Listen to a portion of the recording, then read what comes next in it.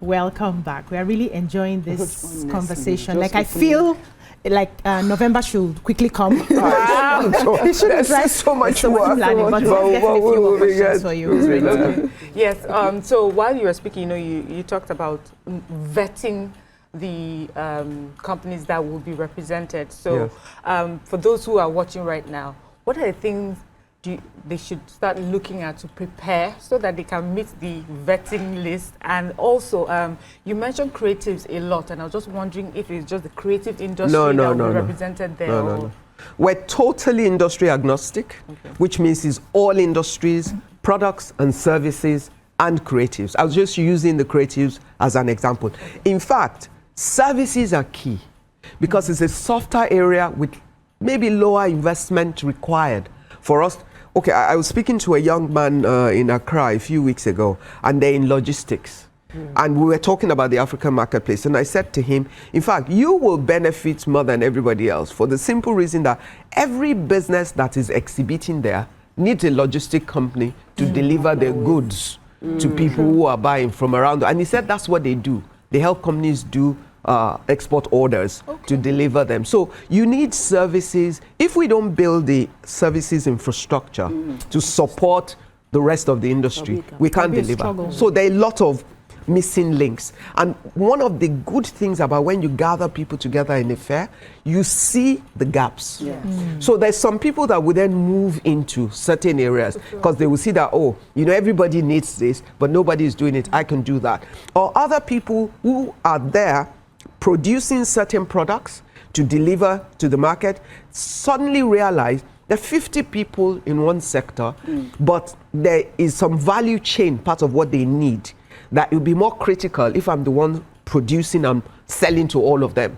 And then they can pivot their business into to be area. So there's a lot of unintended consequences that comes out of when you gather a lot of smart, dynamic, right-thinking people together, solutions will come. That's why the success markers cannot be limited in a sense. You can highlight some, but there are many more unintended consequences that comes out of. So what should they be doing to prepare for? So to prepare, I'll tell you what are we looking for.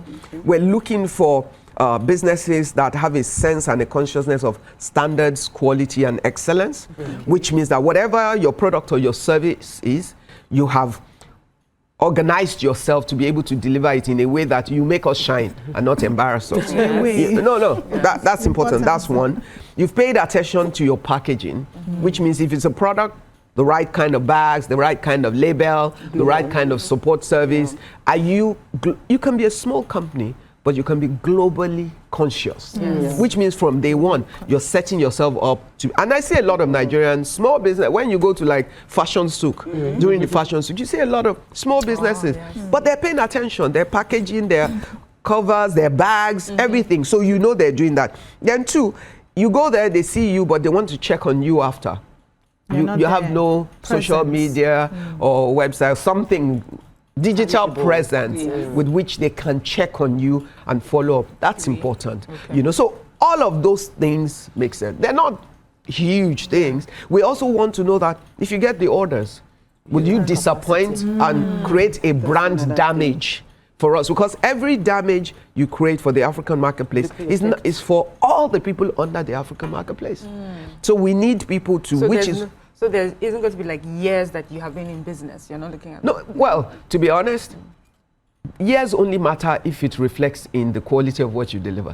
It's not about, some businesses are young, but they started right. And so what we are looking is your end product. Your end product and your track record, where it is relevant. There's some that they would take a chance, because I started business very young, in my mid-20s. I never use age it's what can you deliver? Because if anybody judged me then just by that, I wouldn't have been able to grow. So I want to ask you a question regarding leadership, and because of what you've said, and I know you've sat on several boards and you've seen the dynamics of how the leadership gaps can influence the end result. And because we're having Africa, there's an exhibition that took place recently, I think about a month or two ago, May to be precise. During this exhibition, Nigeria was there, and the things Nigeria showed there looked like there was a bit of nepotism in those who got the opportunity for the exhibition. So we didn't take our best hands. And the exhibition fell Nigerians' hands. And the people that were there said when they checked other exhibits, other countries showing up, they saw the country. But when they came to us, they saw Dunlop slippers, they saw things that did not represent Nigeria. So I feel like, what would you say is, how can we prevent that? Because, you know, when you mentioned about the banks, my worry is, would the bank, one GM will now say, my cousin is also doing fashion, let my cousin be the one to go. Banks? Those people that like money like another thing, I don't believe. We could also have a case where you say, oh, the NPDC, and then my brother, my sister are all doing rice. And then, so how do we ensure that we're the gatekeepers? Just know, we're the gatekeeper. They can nominate someone, but we still vet. So all we're saying is, these are the guidelines. If you nominate, if they don't qualify, we will reject. Because for us, it's really about putting the right foot forward. So we cannot fail our countries. We cannot fail the continent. The vision is not a short run. It's a long-term game we're playing. And therefore, there are no sentiments about where we are. They can select. There's certain industries. I mean, like for me, I personally asked my team, we need to find how we get the Aba people there. Why? Because if you're a Nigerian, you should be proud of what they've done. Yes. You should be proud of how much has gone into the productive excellence they've sought to do. And then I saw yesterday that the governor launched an export something lab, which means they're thinking about it, they're upscaling. Now, if you look through that kind of committed, intentional group, and you find the right quality and the right products, then you know that you want to take it there. I would love, if you go to Morocco, you will see all these leather poofs and the leather. And every time a governor or something in the north wants to give you a gift, you get these big leather mats and these cushions. They're beautiful, they're well made. But it's not sold anywhere in Nigeria that I know in the right quality. Yet if you go to Marrakesh, you spend a lot of money buying it. And then on many sites abroad, there are international companies selling it at good price. But we do it. And leather is produced in the northern parts of Nigeria. Kano, Sharaja, I served in Kano. So I know the Sharaja area and all of that. There's a lot of quality leather. Are we intentional about saying, okay, we need to get this there, and which companies in particular have already mastered how to produce the right quality of it in a way that we're saying to people, oh, you can have a customized order. It's not just that you walk to a shop in Dubai and you buy what they already put on display.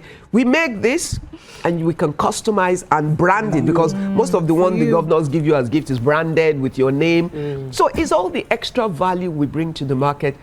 I don't know why we would want to present ourselves the wrong way, but that's a different matter to be discussed. But we are the gatekeepers for this. At the end, we will not allow... Because I've just found another job for you. Which is that job. Okay, so, you know, most of the problems, like when you mentioned that thing, I know the major problem that most Northerners have when it comes to that is funding. We don't really have money to produce in large quantity. So, you know, when some people come for that, for this exhibition and the program, what I'm saying here is that some of them may not be able to meet up with capacity, because I know a lot of businesses, all of us, yes, we have a certain, you know, we have a certain capacity, we have a certain quantity that we can. But once the order becomes very big, you find out that we struggle to make sure that it's available. Okay, so one of the things we want to do long term is people that are part of the ecosystem. Once we've identified all the exhibitors, we're going to have like 1 or 2 webinars with them, just to sort of help people to think right about how to approach their participation. That's one. Post that, okay? You know, I haven't served as chairman of a very retail-ended bank. I know that if you have a good transaction, an LPO for a good order and all of that, and you also have a bank where you bank, and they see capacity, and sometimes the capacity is not all your own, because this is how we get smart about business. If you get a large order that comes to you and you're smart, you're going to pull other companies in, but you will monitor that the right quality is what you deliver. And the other thing is honesty, because if someone gives you a particular order and they expect you to deliver in 4 weeks, you're not going to be greedy and say yes. There are many orders, in fact, post-COVID or before, I think it was after the 2008 crash. most of the stores in Western countries do not really carry stock. They have a display. When you order, in England especially, 12 weeks, 14 weeks, 15 weeks, people wait. Because they know that for them to get what they want, that is the amount of time. What we need to learn to do is to have integrity. If they order, you say to them, there are orders we make that take 6 months. So we will just say, we can deliver, this is how long it will take us. We can deliver in batches as well. Can we deliver first batch to you by this? You will just make sure, okay, if it's container, it's container. If it's air freight, if it's certain cargo weight, we have to invest in teaching our people all of that. This is business. It's long term. We must put in the right factor. So part of being an entrepreneur and having come this far is to then use all of that knowledge to help other people to get it right. So we would add knowledge building to what we do over the long term. That I said I saw. I knew. I already gave myself because it's impossible for us. Because you want, by the time you get to the 2026 exhibition, that the ones who came this year are in a much higher place, and then you can move forward. And by the time you get to the permanent place, the businesses there must be standing and confident. Amazing. We've had a wonderful time having this conversation with you. And I'd like you to just add one word to people who are looking. We have to move on to other things now. Please. No, I wanted to ask. Don't ask this question. Just tell I just love the way you guys do your banter. People out there how to get in touch if they want to register for what they need to get ready. Just a few words so that we can wrap up this segment with you and now keep you to gist. Today is Thursday. Okay. Nobody should do this. We are good then. All right, so end this segment. Okay, so I think there's quite a bit of material on my Instagram page that gives them all of the information. And then if they go to, there's the www.africanmarketplace.org. That if they go to the website, all the information is, and we're putting out a lot of stuff. If all the information is available for people to see, and you can find us. Thank you so much, Mrs. Ibukun Awosika. And sponsors too can find us. So and we encourage the banks to actually be a part of making this happen. Well done. You're doing such an amazing job. We're still with her. Yes, we're still with her. Shouldn't we take a short break and come back? Or we should just flow with the gist? Which one you did now? Let's take a short break. Let's take a short break. When we come back, we'll now gist with Mrs. Ibukun Awosika. She has some very deep nuggets to leave for us. Okay, God help me.